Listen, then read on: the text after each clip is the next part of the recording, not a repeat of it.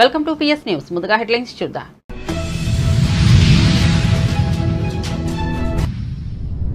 Welcome to top headlines. Secunderabad లోని BJP సభ్యత్వ నమోదు మహోత్సవం కార్యశాల ప్రారంభమైంది.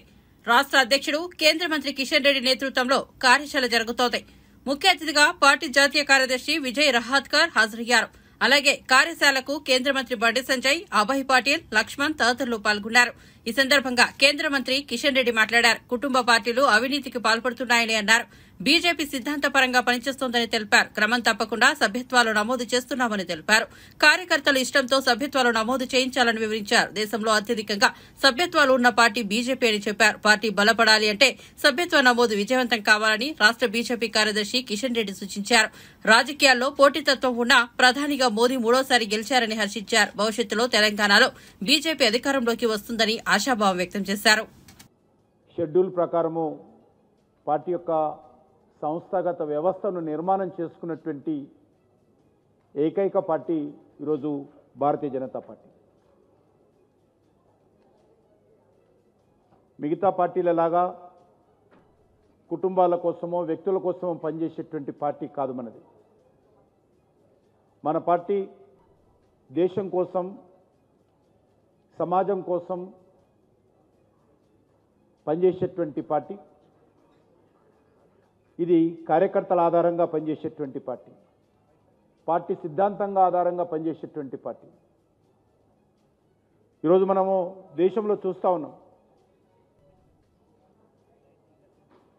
ఈరోజు వ్యక్తుల ఆధారంగా పనిచేస్తున్నటువంటి పార్టీలు, ప్రాంతీయ పార్టీలు ఏ రకంగా ఉన్నాయో మనం చూస్తూ ఉన్నాం.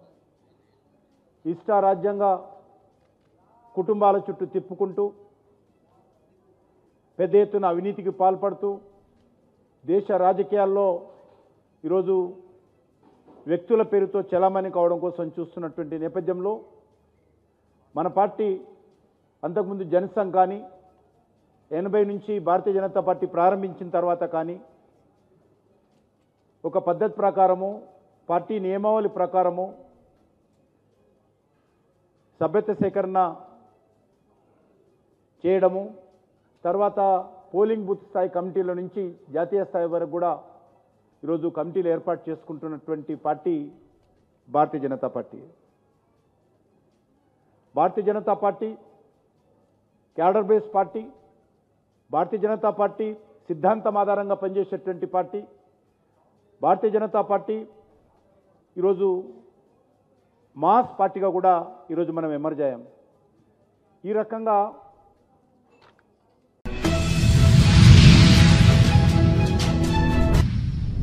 వైఎస్ఆర్సీపీ హయాంలో ప్రాజెక్టులను నిర్లక్ష్యం చేశారని మంత్రి ఆనం రామనారాయణ రెడ్డి విమర్శించారు. ప్రాజెక్టుల పనులు చేయకుండా నిలిపివేశారన్నారు. నెల్లూరులో ఎమ్మెల్యే కోటంరెడ్డి టీడీపీ నేతలతో కలిసి నిర్వహించిన మీడియా సమావేశంలో ఆయన మాట్లాడారు. ఇరిగేషన్ పై మాజీ సీఎం జగన్ కు చిత్తశుద్ది, అవగాహన లేదని మండిపడ్డారు. వైఎస్ఆర్సీపీ పాలనలో రైతులు నాశనమయ్యారన్నారు. ఈ జిల్లా రైతాంగానికి ఉపయోగపడతాయి, మీరు అందరూ రండి అని చెప్పి స్వయంగా ఆహ్వానం కూడా మీ అందరికి కూడా పంపడం జరిగింది. అంటే ఒక రాష్ట్ర ముఖ్యమంత్రి గారి ప్రాధాన్యత ఏ విధంగా ఉంటుందో మీరు ఆలోచించండి. గతంలో అదే ఈ రాష్ట్రంలో ముఖ్యమంత్రి గారు రావాలంటే తెరలు కట్టాలి, చెట్లు నరికేయాలి, అప్పుడు మాత్రమే ముఖ్యమంత్రి వచ్చి పోయాడనేటువంటిది మనకి తెలిసే అర్థం. ఇవాళ ఒక చెట్టు కాదు కదా, చిటారు కొమ్మను కూడా తొలగించిన దాఖలాలు సొమశిల ప్రాజెక్టులో చేయలేదు. మళ్ళీ ఈనాడు ఒక పాపులర్ చీఫ్ మినిస్టర్ వచ్చాడు. 164 శాసనసభ్యులు కలిగిన ముఖ్యమంత్రి, 97% ప్రజా అభిప్రాయం పొందినటువంటి ముఖ్యమంత్రి వస్తే చెట్టు ఆకు కూడా కదలనీయకుండా ఆయన ప్రయాణం సాగింది. ఎక్కడా తెరలు కట్టలేదు. అందరు శాసనసభ్యుల్ని బస్సులో ఎక్కించుకున్నాడు. అన్ని ప్రాజెక్టులకు సంబంధించినటువంటి వివరాలన్నీ తెలుసుకున్నారు. వచ్చి ఆ యొక్క గ్రామం, ఆ యొక్క మండలం, ఆ నియోజకవర్గం యొక్క ప్రజల నాడి కనుక్కోవడానికి ఒక చర్చా వేదికను కూడా పెట్టి బలవంతపు సమూహాలను ఏర్పాటు చేయడానికి వేల సంఖ్యలో నాకు జనం కావాలి, నేను మాత్రం చెర్ల మాటనే వస్తాను, జనాన్ని మీరు తోలండి, నేను మైక్లో ఉపన్యాసం చెప్తా అన్న ముఖ్యమంత్రి కాదు ఈ ముఖ్యమంత్రి. అది గత ప్రభుత్వంలో జగన్ రెడ్డి గారి కార్యక్రమం. ఇది ప్రజా అభిప్రాయం మీద పనిచేసే ముఖ్యమంత్రి చంద్రబాబు నాయుడు గారు అనేది ఇవాళ స్పష్టంగా మనకు కనపడింది. ప్రజల అవసరాలు తెలుసుకోవాలంటే ప్రజల మధ్యనే కూర్చోవాలి, చర్చా వేదికలో వాళ్ళ అవసరాలు తెలుసుకోవాలి, వాటిని పరిష్కరించాలి అన్నదే ఈనాటి మన ముఖ్యమంత్రి గారి ఆలోచన. ఆ ఆలోచనతోనే ఎటువంటి సమాచారం జిల్లా అధికార యంత్రాంగానికి ఇవ్వకుండా, అందులో సామాన్య ముఖ్యమంత్రి కాదు ఈయన, Z+ కేటగిరీ ఉన్నటువంటి ముఖ్యమంత్రి, టెర్రరిస్ట్ అటాకుల్లో బయటపడినటువంటి ముఖ్యమంత్రి, ఈ దేశంలో అత్యంత ప్రధానమైనటువంటి భద్రత కలిగినటువంటి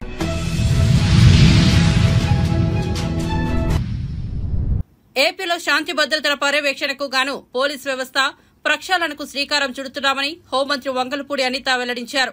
ముఖ్యంగా పోలీస్ స్టేషన్ల ఆధునీకరణ, సౌకర్యాల మెరుగు తదితర అంశాలకు ముఖ్యమంత్రి చంద్రబాబు సానుకూలత వ్యక్తం చేశారని తెలిపారు. బుధవారం హోంశాఖపై చంద్రబాబు సమీక్షా సమావేశాన్ని ఏర్పాటు చేశారు. ఈ సమావేశంలో మంత్రి అనితతో పాటు డీజీపీ ద్వారకా తిరుమలరావు తదితరులు పాల్గొన్నారు. ఈ సందర్భంగా సమీక్షలో తీసుకున్న నిర్ణయాలను హోంమంత్రి మీడియాకు వివరించారు. అంటే ఎందుకు ఈ మాట చెప్తున్నానంటే, as per supreme court guide lines ప్రకారం ప్రతి పోలీస్ స్టేషన్ దగ్గర 6 సీసీ కెమెరాలు పెట్టాలి. 6 సీసీ కెమెరాలకి సంబంధించిన బిల్స్ కూడా 5 సంవత్సరాలు ₹1 కూడా ఇవ్వలే. ఈ రోజుకి కూడా ఆ సీసీ కెమెరాస్ పనిచేస్తున్నాయా లేదా అని చూసుకునే నాదుడు కూడా 5 సంవత్సరాలు లేరు.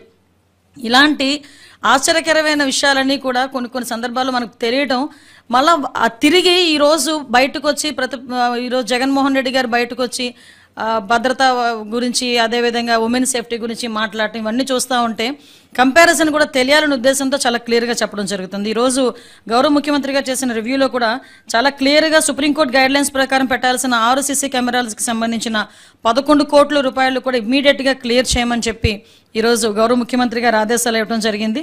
అదేవిధంగా మనకి యాన్యువల్ మెయింటెనెన్స్ ఛార్జెస్ ఉంటాయండి.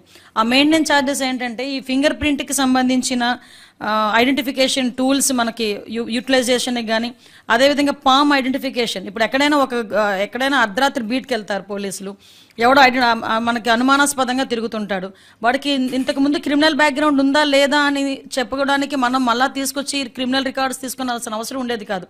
ఈవెన్ వాళ్ళ దగ్గర ఉన్న ఈ ఫింగర్ ప్రింట్ ఐడెంటిఫికేషన్ మిషనరీతోనే వెంటనే ఇమీడియట్గా వాడు అక్కడ ఫింగర్ ప్రింట్ వేస్తే వాడికి ఇంతకుముందు క్రిమినల్ బ్యాక్గ్రౌండ్ ఉందా లేదా అనేది చాలా క్లియర్గా అర్థమైపోయేది.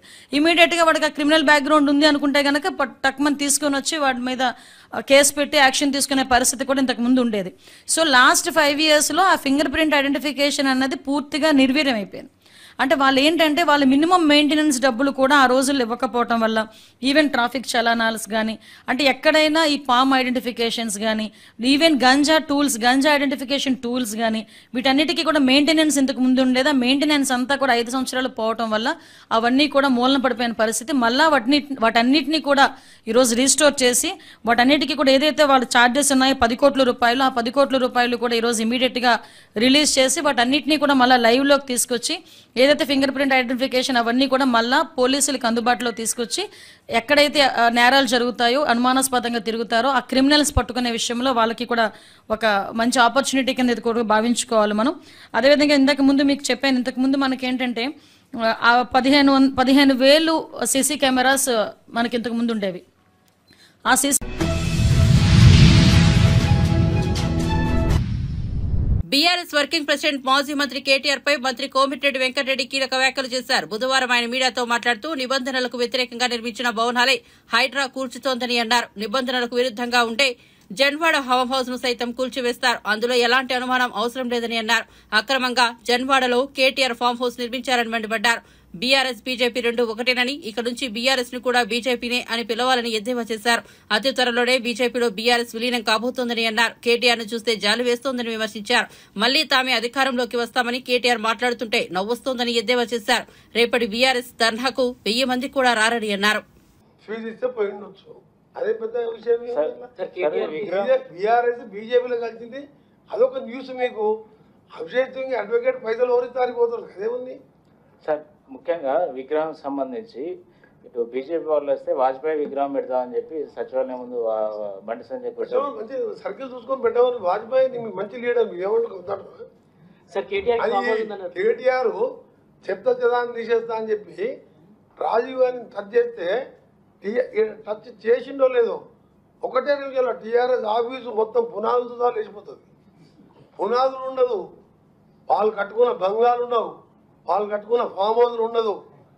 దేశం కోసం చనిపోయిన మాజీ ప్రధానమంత్రి, 18 సంవత్సరాలు ఓటు హక్కు కల్పించిన మహనీయుడు, ఆ మహిళలకు 50% రిజర్వేషన్ కల్పించిన ఆలోచన పరుడు. ఏమైనా బుద్ధుందా ఆయనకు? రాజీవ్ గాంధీకి వీళ్ళకి ఏమైనా పోలికుందా? ఆయన విగ్రహం టచ్ చేస్తావు. కేటీఆర్ ఎంత దమ్ముండాలి నీకు? మాట్లాడటానికి ఎంత ధైర్యం నీకు? ఏం మాట్లాడుతున్నా సార్? కేటీఆర్కి ఫామ్ హౌస్ ఉందన్నారు, అది కూల్ చేస్తారా సార్? కేటీఆర్కి జన్వాడలో ఫామ్ హౌస్ ఉంది, మీరు స్వయంగా వెళ్ళి చూసి వచ్చాను అన్నారు కదా, అది అంటే అదే ఇప్పుడు హైడ్రా చర్యలు తీసుకుంటుంది కదా, ఇప్పుడు కూల్చే అవకాశాలు ఉన్నాయి. వస్తే చర్యలు తీసుకుంటారా లేదా హైడ్రా కమిషనర్, హైడ్రా కమిటీ నిర్ణయిస్తుంది. నేను సంబంధిత శాఖ మంత్రిని కాదు. లేదంటే చూసి వచ్చినా అని చెప్పినా మీరు కూడా పోయిరారని చెప్తున్నాను. అప్పుడు రేవంత్ రెడ్డి గారు మీరు పోయింది అదే కేసు అయింది కదా. హైడ్రా విషయం వేరు, ఆయన మాట్లాడుతున్న వాళ్ళకున్న వీళ్ళకు అంటే అది చట్టప్రకారం అదొక ఇండివిజువల్ బాడీ, వాళ్ళ పని వాళ్ళు చేసుకుంటూ పోతారు. ఆయన ఏదో స్టేట్మెంట్ ఇచ్చినని మా వాళ్ళు చెప్తే అయినా మా డిబేట్ కావద్దు, మీరు రోడ్సే ప్లీజ్. ఎందుకంటే రన్నా యు ఆర్ రాంగ్. పిఆర్ఓ పిలిచేది అంటే ఎందుకంటే సబ్జెక్ట్ వేరే కావాలని చెప్పిండు. మిక్స్ అయితే కదిస్తారు దాంతో నాకేం సంబంధం? నీ తినలేదు తిప్పలేదు వారు. రెస్పెక్ట్.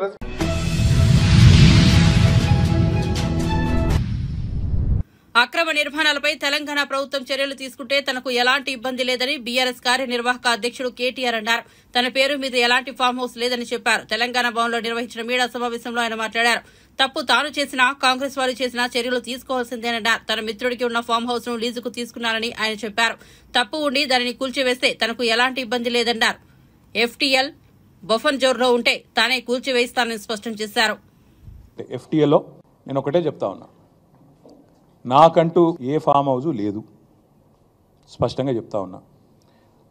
నా మిత్రుడు ఒక ఆయనకి ఫామ్ హౌస్ ఉంటే నేను లీజ్ మీద తీసుకున్నమాట వాస్తవం. ఒక 7-8 ఏళ్ల నుంచి లీజ్ మీద ఉన్నమాట వాస్తవం. ఒకవేళ అది ఎఫ్టీఎల్లోనో బఫర్లోనో ఉంటే నా మిత్రుడికి నేను చెప్తా, దగ్గర ఉండి అవసరమైతే నేను కూడా పోయి, ఎందుకంటే నేను లీజ్ మీద ఉన్నా కాబట్టి అక్కడే ఉండి నేను దగ్గరుండి కూలగొట్టించి వస్తా. ఒకవేళ అందులో ఏమైనా తప్పు ఉంటే ఎఫ్టీఎల్లో బఫర్లో ఉంటే నేనే దగ్గరుండి కూలగొట్టించి వస్తా. కానీ నేను కాంగ్రెస్ ప్రభుత్వాన్ని ఒక మాట అడుగుతా ఉన్నా, సరే ఇలా ఏమైనా తప్పు ఉంటే కూలగొట్టరు, నో ప్రాబ్లం, కూలగొట్టండి, దానిలో నష్టమేం లేదు, వెల్కమ్. మంచి జరుగుతున్నప్పుడు అందరం ఆహ్వానించాల్సింది. కానీ నేరుగా అక్కడి నుంచి బయలుదేరి నాతో పాటు రండి మంత్రులు, పెద్ద పెద్ద కాంగ్రెస్ లీడర్లు, ఎఫ్టీఎల్లలో బఫర్లలో కట్టిన రాజభవనాలు నేను కూడా తీసుకొని మీ అందరం కలిసిపోదాం. నాతో పాటు మీరు కూడా రండి మీడియా, నేను దగ్గర ఉండి తీసుకొని పోతా. నిన్న మొన్నటి నుంచి నేను కూడా చూస్తూ ఉన్నా సోషల్ మీడియాలో ఎట్లా బ్రహ్మాండంగా జూములు పెట్టి మరీ తీసినారు. గూగుల్ ఎర్త్తో అది గూగుల్ మ్యాప్స్ ఏందో కానీ చాలా చక్కగా పెద్ద పెద్ద కాంగ్రెస్ నాయకులు పేర్లు చెప్పమంటారా?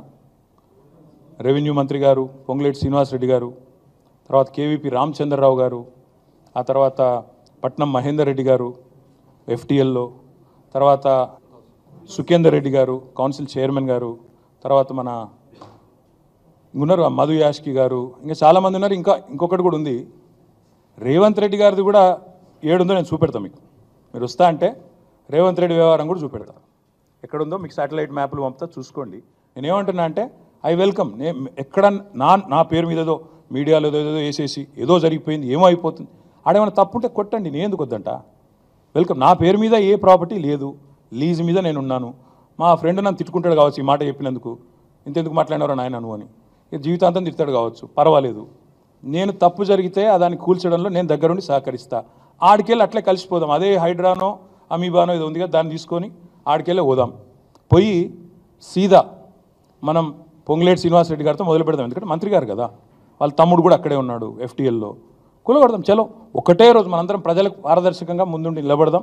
మీరు మేము నాకు ఎలాంటి ఇబ్బంది లేదు, ఎలాంటి అభ్యంతరం లేదు. If they want to take some action, let them take.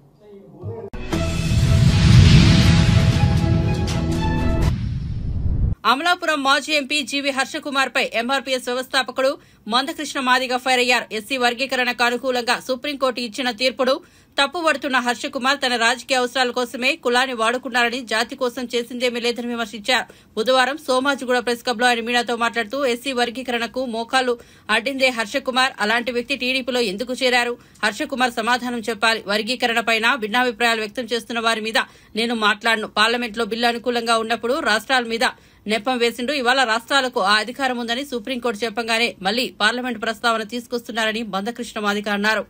కలిసి అన్ని పార్టీ లేఖలు ఇచ్చాం కదా, మెజారిటీ ఉన్నది కదా అప్పటికి. మరి బిల్లు పెట్టద్దని చెప్పి అడ్డం పడ్డదేవను ఈయనే కదా. మరి ఇప్పుడు పార్లమెంటు గురించి మాట్లాడుతున్న మీరు, పార్లమెంట్లో బిల్లు పెట్టే సమయం వచ్చినప్పుడు మీరు అడ్డం పడ్డది మీరే కదా. ఇప్పుడు ఎందుకు మాట్లాడతారు? సేమ్ టైం అప్పుడు సుప్రీంకోర్టులో ఈ అంశం లేదు కాబట్టి పార్లమెంట్లో బిల్లు గురించి చర్చ వచ్చింది, మీరే అడ్డుకున్నారు. ఇప్పుడు సుప్రీంకోర్టు అత్యున్నత ధర్మాసనం ఏం చెప్పింది? ఇది పార్లమెంట్లో 341కి సంబంధించిన అంశమేం కాదు, ఇది స్టేట్కి పవర్ ఉన్నది కాబట్టి చేసుకోమని చెప్పేసింది. ఇప్పుడు మళ్ళీ పార్లమెంట్ అంటే ఏంది? మళ్ళీ పార్లమెంట్లో బిల్లు పెట్టే అంశం వచ్చినప్పుడు పార్లమెంట్లో బిల్లు కాకుండా అడ్డుకున్నది మీరే. ఇప్పుడు పార్లమెంటుకు సంబంధం లేదు, స్టేట్కి పవర్ ఉన్నదని అంటున్నప్పుడు పార్లమెంట్లో పరిష్కారం కావాలంటున్నది మీరే. పార్లమెంట్ పరిష్కారం అంటే వర్గీకరణ సపోర్ట్ చేస్తుండే అది చెప్పండి. వర్గీకరణ సమస్య పరిష్కారానికి మీరు అంగీకరిస్తుందా లేదా? పార్లమెంటా కోర్టా పక్కకు పెట్టు, మీరు వర్గీకరణకు అనుకూలమై వ్యతిరేకంగా చెప్పండి. అనుకూలమైతే ఎట్లయితే పరిష్కారమే కదా ఇప్పుడు జరిగింది. అనుకూలమైతే ఎట్లయితే పరిష్కారమే కదా జరిగింది. మీరు అనుకూలం కాదు కాబట్టి కదా ఇప్పుడు అడ్డం పడ్డది. ఇప్పుడు ఎందుకు మాట్లాడుతున్నారు నీతులు? వాళ్ళ కులంలోనే లేదు, వాళ్ళకు అది లేదు. వాళ్ళ కులంలో ఉంటే నాకు తెలుసు. ఇప్పుడు నువ్వు చెప్పిన పేరు గల వ్యక్తులే కాదు, ఆ మాల కులంలో 10 మంది లీడర్ల పేరు చెప్పండి. ఆ లీడర్ల కంటే నా మాల సమాజం నన్నే గౌరవిస్తారు. ఎందుకు? ఒక అంశం పట్టుకుంటే దాని మీద కట్టుబడి ఉన్నాడు అని చెప్పి. కానీ వీళ్ళు అట్లా కాదు కదా. వాళ్ళ అవసరం కోసం ఇప్పుడు ఉదాహరణగా చెప్తున్నాను నేను. ఇప్పుడు ఎస్సీ వర్గీకరణ వ్యతిరేకిస్తాం అన్నాడు, అంతే కదా. మరి ఎస్సీ వర్గీకరణ చేసిన చంద్రబాబు పార్టీలో ఎందుకు పోయినావు? ఎస్సీ వర్గీకరణ చేసింది ఎవరు ముందు? చంద్రబాబు నాయుడు గారు. మరి చంద్రబాబు నాయుడు పార్టీలో నువ్వు ఎట్లా పోయినావు? ఆత్మవంచన చేసుకొని. అందువల్ల వాళ్ళకి విలువ లేదమ్మా. ఎందుకు?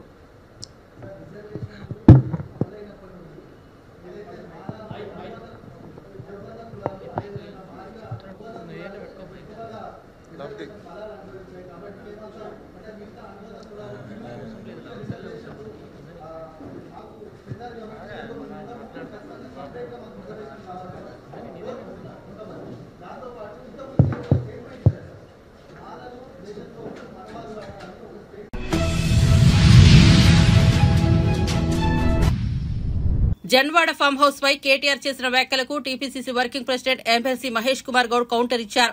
గాంధీ భవన్ లో ఆయన మాట్లాడుతూ జన్వాడ భూములని కేటీఆర్వేనని ఎలాంటి సందేహం లేదన్నారు. నాలాలన్నీ కూలగొట్టి కేటీఆర్ ఫామ్ హౌస్ కట్టాడని ఆరోపించారు.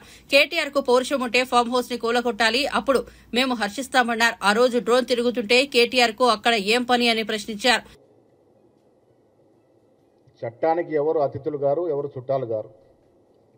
మీరు 10 ఏళ్ళు ముఖ్యమంత్రిగా మీ నాయన, మంత్రిగా మీరు యథేచ్ఛగా ప్రభుత్వ భూముల్ని విధ్వంసంగా ధ్వంసం చేసి ఆక్రమించుకున్నటువంటి సందర్భాలు కోకోలోలు.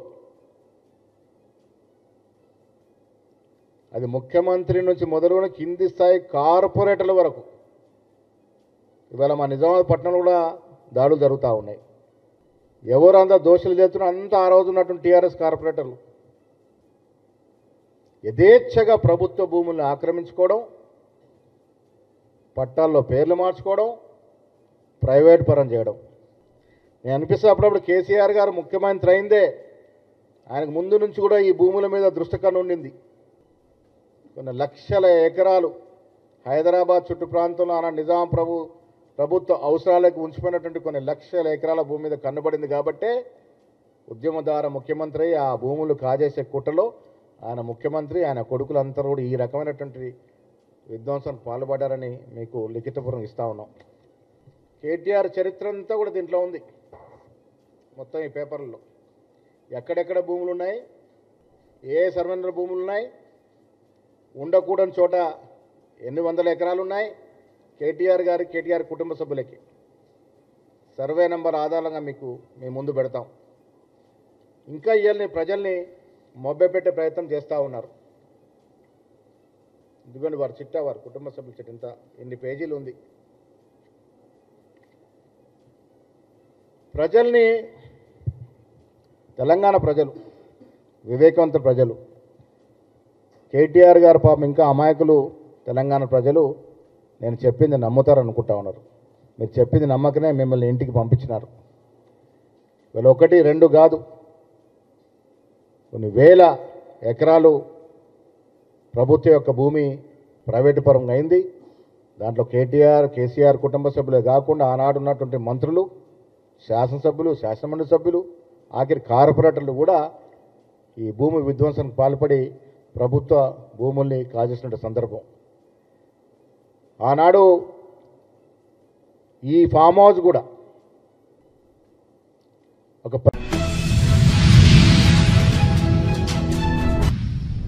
కరీంనగర్ పార్లమెంట్ నియోజకవర్గాన్ని అన్ని రంగాల్లో అభివృద్ది చేయడమే తన లక్ష్యమని, తనను గెలిపించిన కరీంనగర్ పార్లమెంట్ ప్రజలకు సేవ చేసేందుకు కష్టపడి చేస్తున్నారని కేంద్ర హోంశాఖ సహాయ మంత్రి బండి సంజయ్ వెల్లడించారు. కరీంనగర్ జిల్లా కలెక్టరేట్లో వివిధ శాఖల హెచ్ఓడీలతో మంగళవారం ఆయన ఇంటరాక్షన్ సమావేశం నిర్వహించారు. కేంద్ర మంత్రిగా బాధ్యతలు చేపట్టాక తొలిసారి కలెక్టరేట్కు వచ్చిన సంజయ్ కి కలెక్టర్ పమేలా సత్పతి సహా ఇతర అధికారులు స్వాగతం పలికారు. ఈ సందర్భంగా శాఖల వారీగా కేంద్ర ప్రభుత్వం అందిస్తున్న నిధులు, పథకాలు అమలు తీరుపై అడిగి తెలుసుకున్నారు. కరీంనగర్ నుంచి హసన్పర్తి వరకు కొత్త రైల్వే లేన్ ఏర్పాటు కోసం ప్రయత్నిస్తున్నట్లు బండి సంజయ్ తెలిపారు.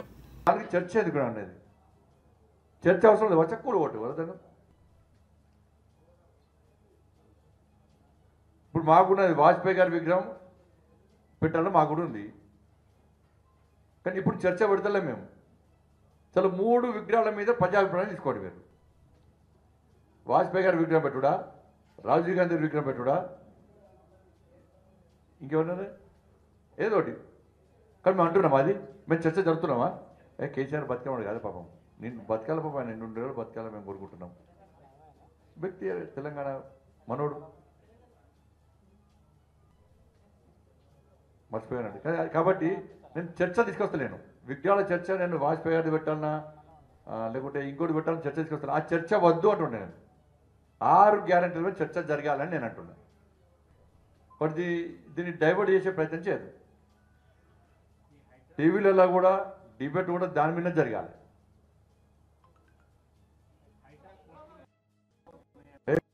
సగం మంది కాంగ్రెస్ వాళ్ళ ల్యాండ్స్ ఉన్నాయి అలా. ఇప్పుడు చిన్న చిన్న గుంటలు, గజాల జాగుల జోలికి పోతురు, కానీ 5 ఎకరాలు 10 ఎకరాలు పెద్ద ఆసాంల జోలికి మాత్రం పోతలేరు. దీని వెనుక తతంగం అంతా వేరే ఉన్నది, మళ్ళీ అంత కలెక్షనే. ఇలా కాంగ్రెస్ వాళ్ళు ఉన్నది, బీఆర్ఎస్ ఉన్నది, మళ్ళీ కాంప్రమైజ్ అవుతారు వాళ్ళు. ఇచ్చి పుచ్చుకునే ధోరణి వీళ్ళది, ఇచ్చి పుచ్చుకునే ధోరణి. కాబట్టి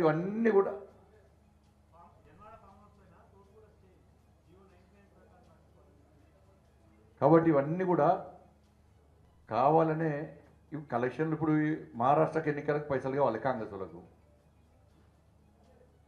హర్యానా ఎలక్షన్లకు పైసలు కావాలి, ఇక్కడి నుంచి పంపాలి కంపల్సరీ. కర్ణాటకలకు 2 రాష్ట్రాలు ఇచ్చిరాట పైసలు పంపని, తెలంగాణకు 2 రాష్ట్రాలు ఇచ్చిరాట. కానీ కంపల్సరీ పైసలు పంపాల్సి వస్తుంది. కానీ ఈ భూములు అమ్ముకోవాలి, కేసీఆర్ అంటే భూమి అమ్ముకోవాలి, వీళ్ళంటే భూములు అమ్ముకోవాలి.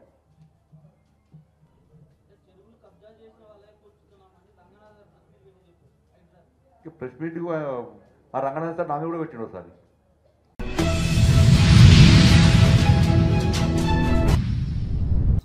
జగన్ సీఎంగా చేసిన మంచిని కూటమి ప్రభుత్వం చూడలేకపోతుందని మాజీ మంత్రి పేర్ని నాని అన్నారు. ఏపీలోని తాడేపల్లిలో ఆయన మీడియాతో మాట్లాడుతూ ప్రజల బోగోగులు వదిలేసి జగన్ పై అభాండాలు వేస్తున్నారని చెప్పారు. 3.63 కోట్లతో ఎగ్ పఫ్లు తిన్నారని, తప్పుడు పోస్టులు పెట్టారని తెలిపారు. ఆంధ్రప్రదేశ్ ప్రభుత్వం ఇప్పుడు చంద్రబాబు నాయుడు కూటమి చేతిలో ఉందని, జీఏడీ డిపార్ట్మెంట్ పేరు పెట్టి ఆ పోస్టులు పెట్టించారని పేర్ని నాని అన్నారు. చంద్రబాబుకు చిత్తశుద్ది ఉంటే ఆ లెక్కలు బయట పెట్టాలని, జీఏడీ చంద్రబాబు చేతిలో ఉందిగా అని చెప్పారు. జగన్ గవర్నమెంట్ లో అలాంటి తప్పులు పనులు చేయలేదని, చంద్రబాబు హయాంలో బల్లులు, బొద్దింకలు, ఎలుకలను పట్టుకునేందుకు కోట్ల రూపాయలు చెల్లించారని, ఆ ఘనత చంద్రబాబు ప్రభుత్వానిదేనని అన్నారు. తప్పుడు వ్యక్తులతో తప్పుడు వార్తల్ని ప్రచారం చేయిస్తూ జగన్మోహన్ రెడ్డి గారి మీద విషం చిమ్మే కార్యక్రమం. ఏంటి అంటే జగన్మోహన్ రెడ్డి గారు ఆఫీసులో 5 ఏళ్లలో 3,62,56,700 రూపాయలు ఎగ్ బఫుల్ తినేశారు, ఎగ్ బఫుల్తో బిల్లు అని ఎక్కడ ఎవడో కింద ఏం పెట్టడం, ఈడెవడో కూడా కొన్ని పెట్టాలి కదా. జగన్మోహన్ రెడ్డి గారు 5 ఏళ్ళు సీఎంగా ఉన్నప్పుడు ముఖ్యమంత్రి కార్యాలయంలో ఏ డిపార్ట్మెంట్ వస్తుంది? జిఐడి డిపార్ట్మెంట్ వస్తుంది, అక్కడ ఉన్నటువంటి బాగోగులన్నీ కూడా. మరి వాళ్ళు జిఐడి చంద్రబాబు నాయుడు దగ్గర ఉంది కదా, కింద చంద్రబాబు నాయుడు పేరు రాసుకోవాలి, లేదా జిఐడి రాసుకోవాలి కదా. 3,62,00,000 రూపాయలతో అని ఈడెవడో పెడతాడు. వీళ్ళకి అంటే కింద తెలుగుదేశం పార్టీని దమ్ము లేదు, జిఐడి డిపార్ట్మెంట్ పేరు రాసుకునే దమ్ము కూడా వీళ్ళకి లేదు. ఈడెవడో పెడతాడు. 18 లక్షల పఫ్ఫులు తిన్నారు, రోజుకి 933 పఫ్ఫులు తిన్నారు, టోటల్గా 5 ఏళ్లలో 18 లక్షల పఫ్ఫులు తిన్నారండి. నేను తెలుగుదేశం పార్టీని దాని జాతీయ అధ్యక్షుడు నారా చంద్రబాబు నాయుడు, ఎవరైతే జిఏడి శాఖకి మంత్రిగా ఉన్నటువంటి ఆ మంత్రిత్వ శాఖను చూస్తున్నటువంటి చంద్రబాబు నాయుడు గారిని ఛాలెంజ్ చేస్తున్నా. మీ జీతగాళ్లతో ఇట్లాంటి తప్పుడు ప్రచారాలు చేసే బదులు చేసే కంటే కూడా మిమ్మల్ని ఛాలెంజ్ చేస్తున్నా. ఆ శాఖ మంత్రి కూడా మీరే కాబట్టి, ఎస్ మీ దగ్గర ఇదే నిజమైతే రండి బయట పెట్టండి. మీ పొద్దులు మీ దగ్గర ఉంటాయి కదా. 3 కోట్ల రూపాయలతో పఫ్ఫులు తిన్నారని చెప్పని జగన్మోహన్ రెడ్డి గారి సీఎం పేషీలో 5 ఏళ్లలో 3 కోట్ల రూపాయలు పఫ్ఫులు తిన్నారని మీరు బయట పెట్టండి. ఎగ్ పఫ్ఫులు తిన్నారు. మీలో నిజాయితీ ఉంటే, మీలో చిత్తశుద్ధి ఉంటే, నిజంగా చిత్తశుద్ధితో కూడినటువంటి నీతివంతమైన రాజకీయాలు మీరు చేస్తుంటే ఈ తప్పుడు వార్తలు కాదు. మీరు జిఐడి మంత్రి హోదాలో ఒక్క ఆధారం అన్నా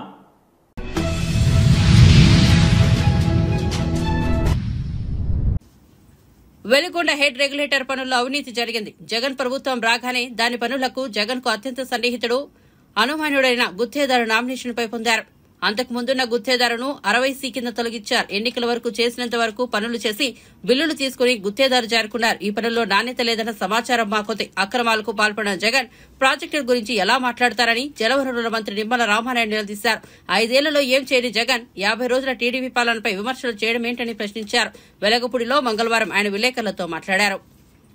ఇవాళ జగన్మోహన్ రెడ్డి ఆంధ్రప్రదేశ్ రాష్ట్రంలో మిగిలిపోయినటువంటి పరిస్థితిని ముందుగా మీ ద్వారా తెలియజేసుకుంటూ, అందుకు ఏదైతే నిన్న వెలుగొండ గురించి ఏదైతే మాట్లాడుతూ ఉన్నారో, నేను అడుగుతూ ఉన్న జగన్మోహన్ రెడ్డిని సూటిగా ప్రశ్నిస్తూ ఉన్నా.